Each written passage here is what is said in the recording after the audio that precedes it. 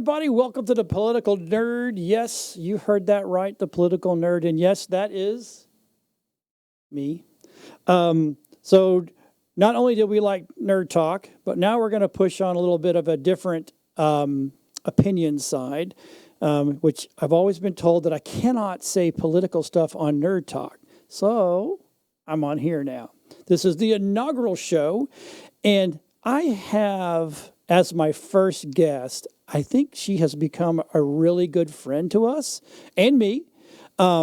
Absolutely amazing woman. Blows my mind. Every time I talk to her, I learn something new.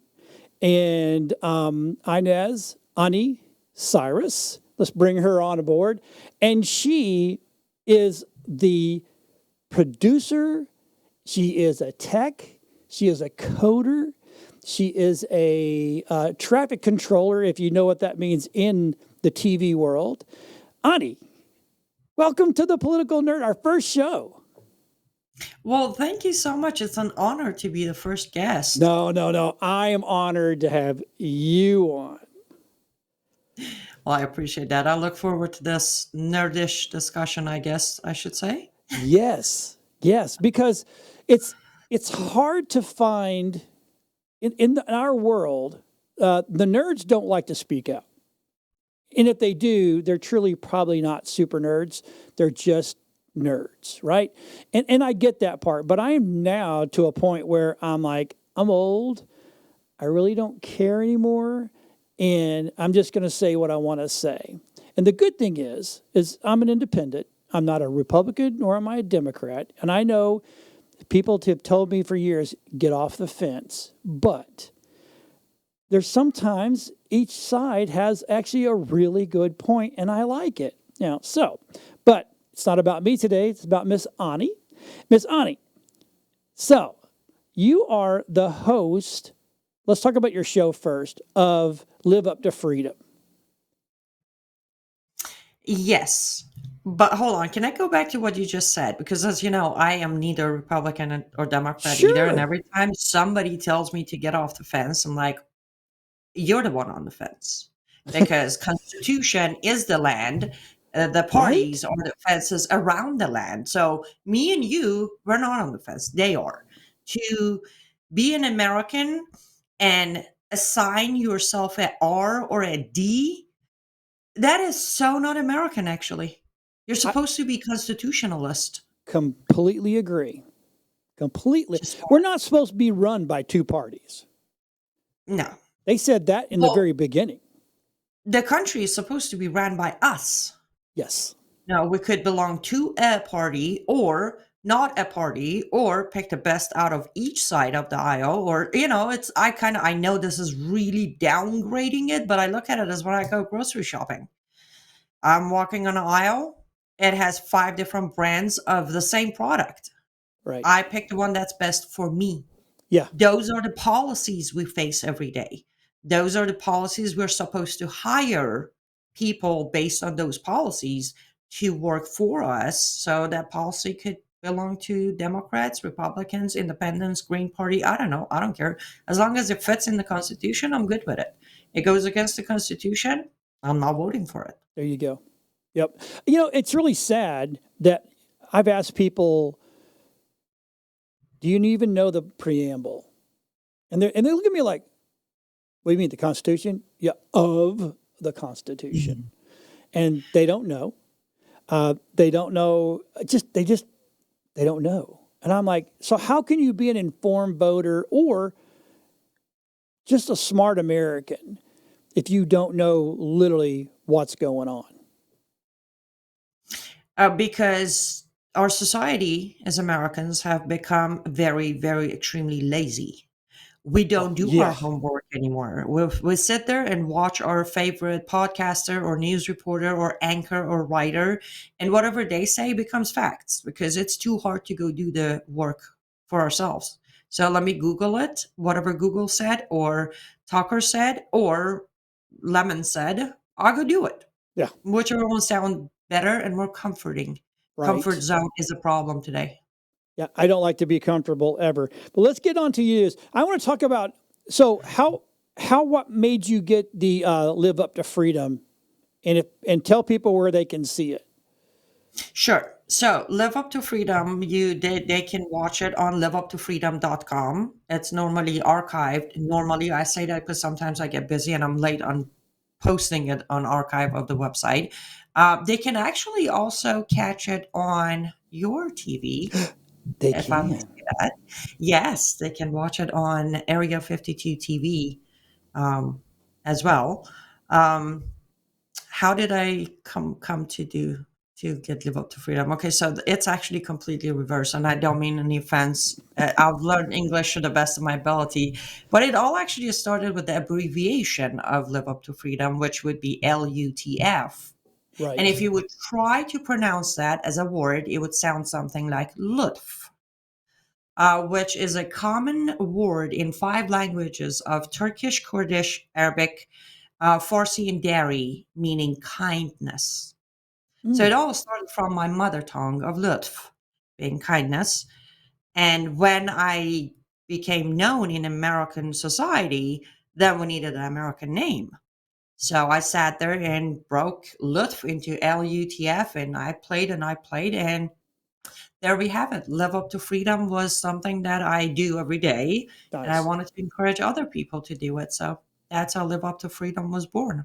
And it's a great show. But before you did that, you are a world renowned editor, producer, technical director, traffic control. Which, if you don't know what that means, it's not airplanes. This is all about what goes where, when, how on TV stations. Correct?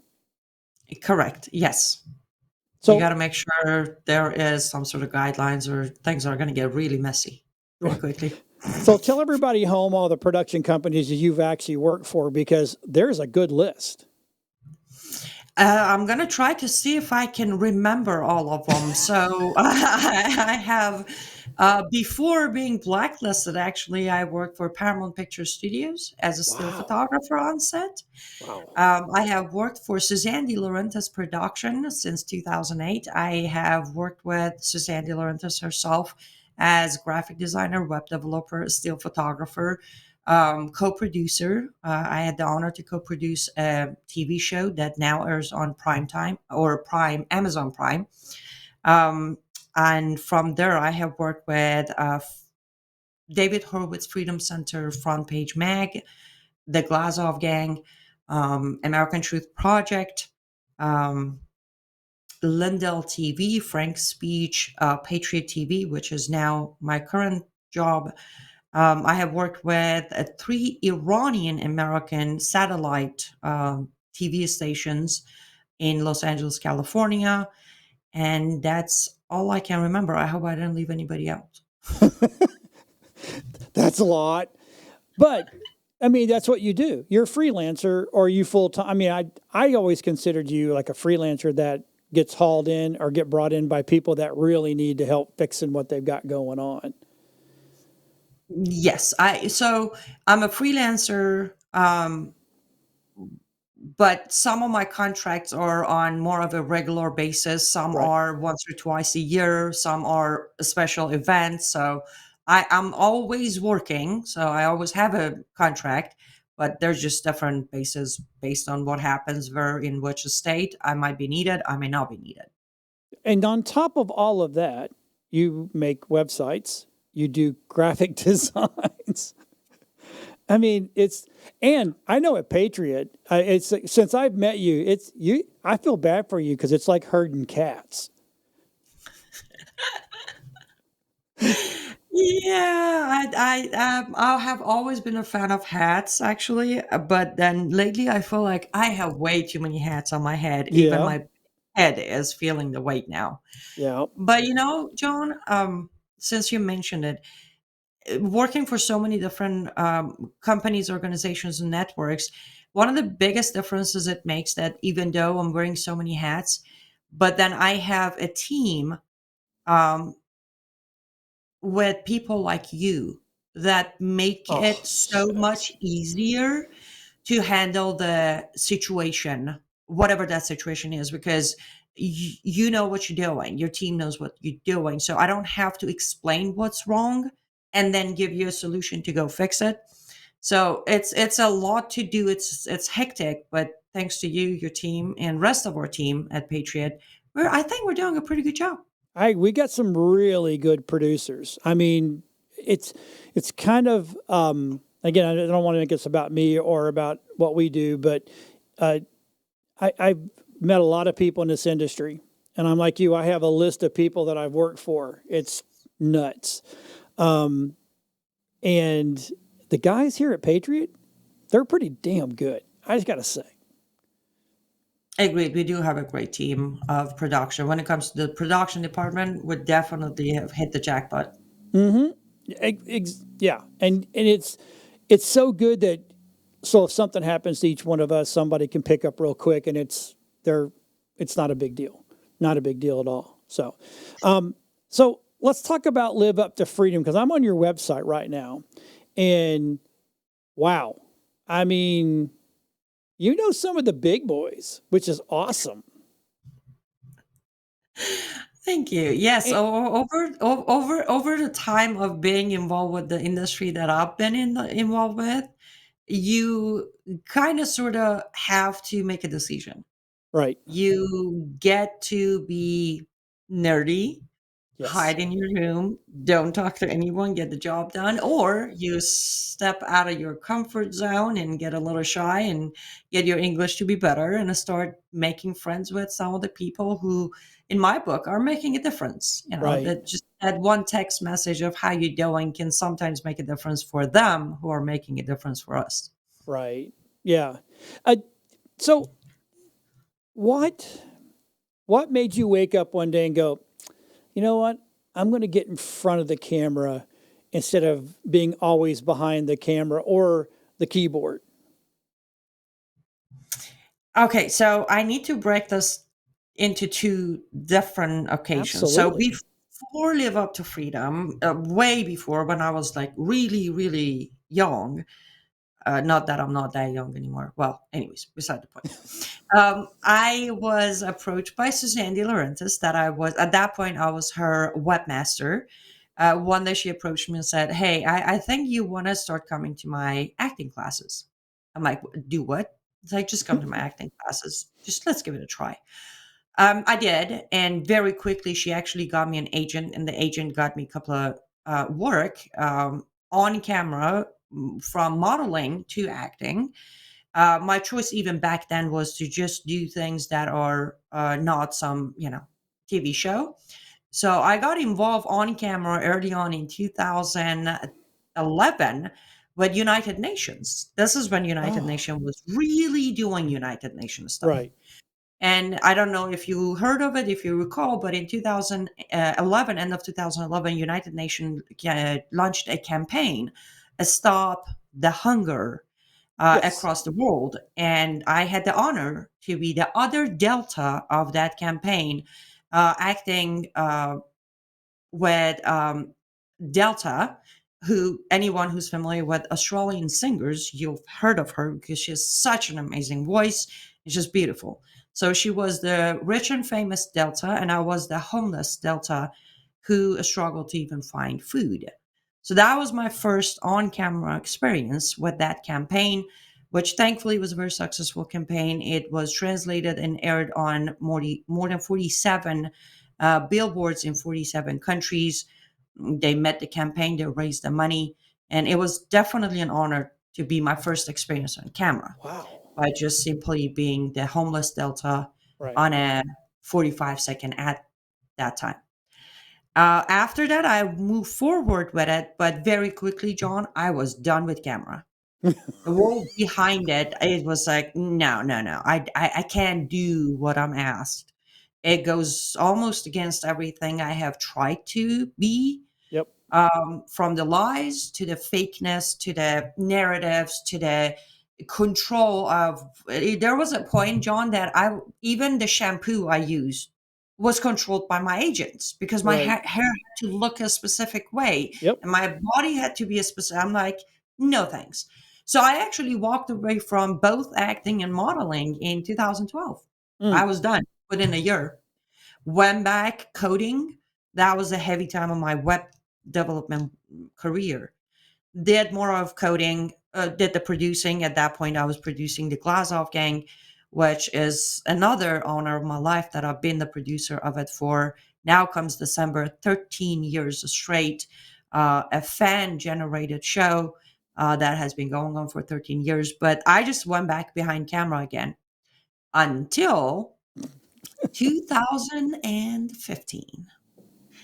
And there was a speech given by then President of the United States of America, Barack Hussein Obama. He gave a speech at at a mosque, and there was a sentence there that triggered me so bad that I wasn't even thinking what I'm doing. I was walking to work and I opened my phone, and back then there was no live stream anywhere. So I pre filmed myself giving a message, repeating what Obama said on that speech, which I quote. He said, "Let me be very clear. Islam is part of America."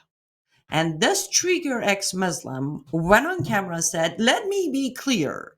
Mm. Islam cannot be part of anything. It will start as being a part of it, and then it will consume it, and it will become it."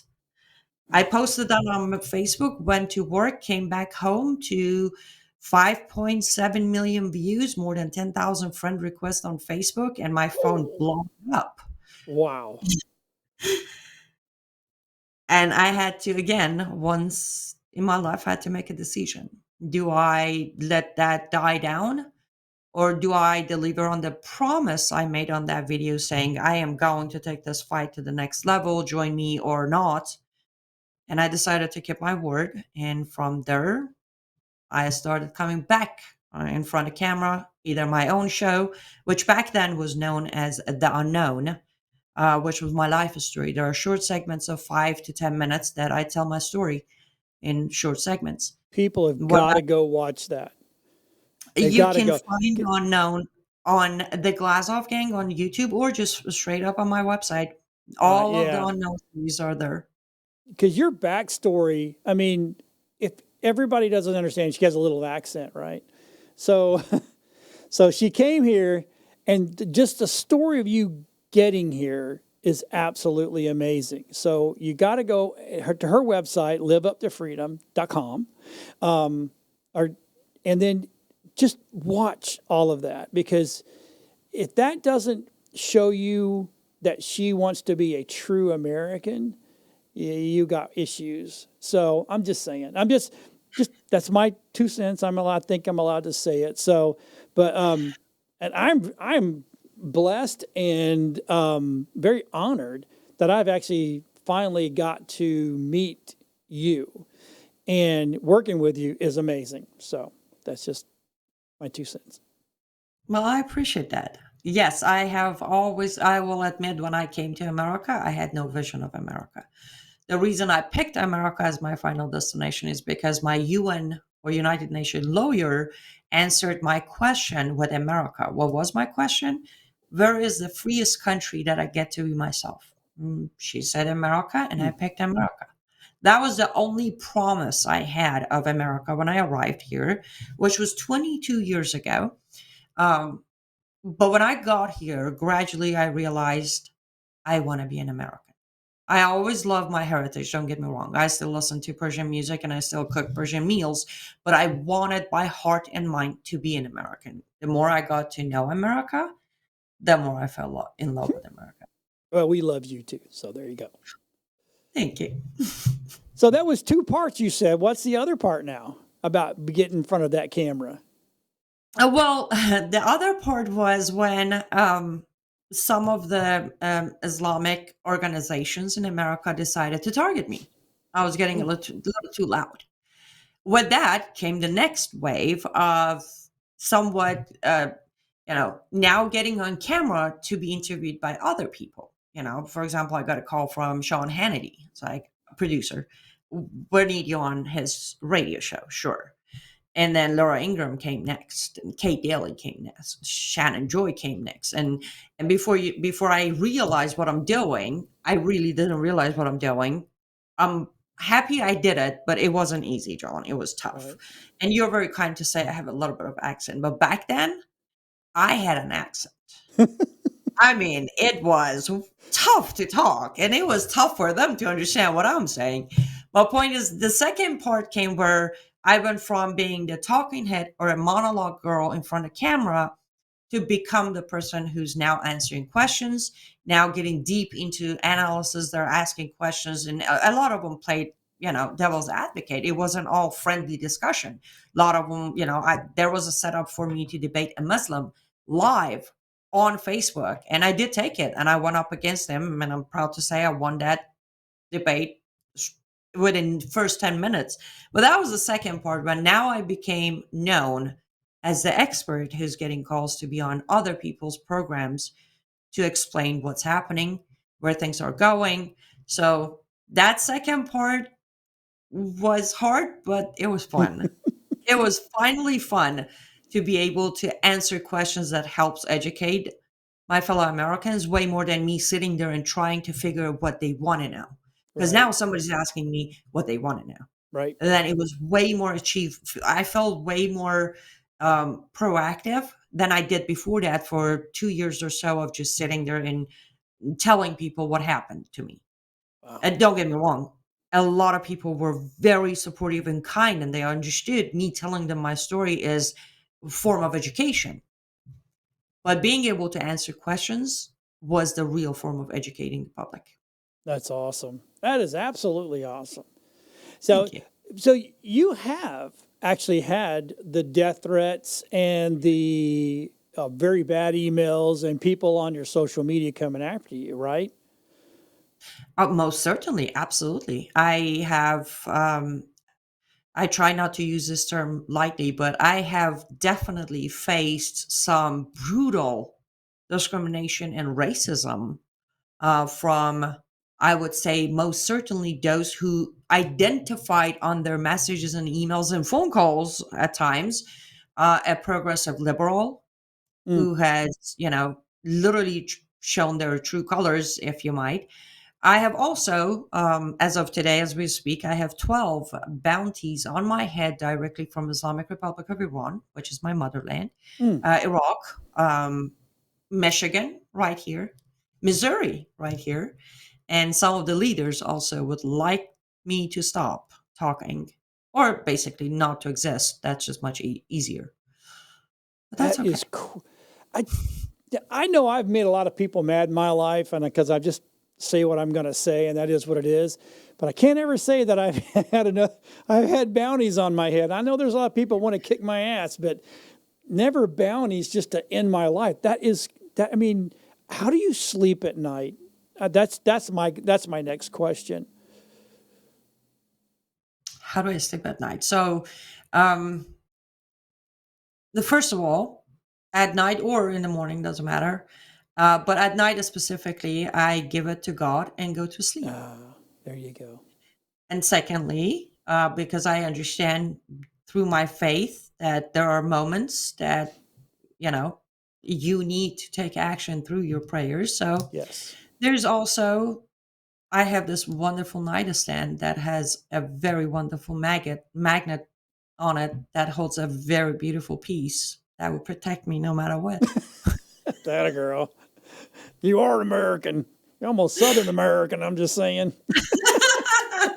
So yes, those are my two steps of going to sleep and getting a good night rest so I can continue the fight next morning. That a girl. That's awesome. So here's what I'm going to ask you. And I didn't tell you I was going to ask you this, but so where do you think, where do you think November 5th is going to take us? And I'm not asking you to predict who's going to win, but either way, no matter who wins, do you think there's going to be some kind of turmoil going on or some unrest, maybe? Yes.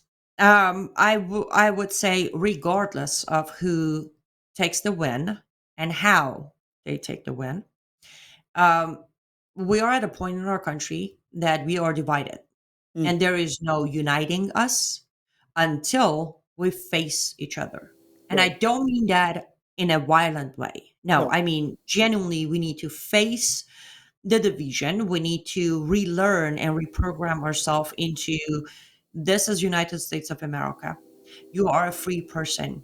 I will not ask you who you voted for, because if I do that, I'm a hypocrite.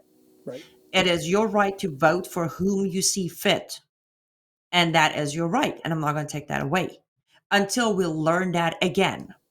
To be able to educate each other on policies and give other people informed mindset, we're going to keep fighting each other, which is sad. Yep. But what I do know is November 5th of this year is gonna finally take us to where we have no choice but to face each other. Right. That's the good news about it. It's gonna be a long process. It's gonna drag on regardless of which side wins. But I do also want to tell my fellow Americans that whichever side of aisle you belong to, if you win or you lose, it doesn't matter. This country needs a lot of work. It doesn't matter at this point, sadly, it doesn't matter who the president of this country is. Your local and state is so corrupt, we won't even make it to federal. So start working locally to fix the problems locally and within your state before you worry about who's gonna be over there worrying about federal laws, because your local and the state laws are what's creating most of your problems today. Right. Well, Ani, thank you for coming on for the inaugural Political Nerd Show. I do appreciate it. And everybody at home, just to let you know, we are going to have a slew of hosts that's coming from Patriot, as well as other that have their own podcasts as well. Thanks for watching this original show, and we will be back next week with another great guest on The Political Nerd.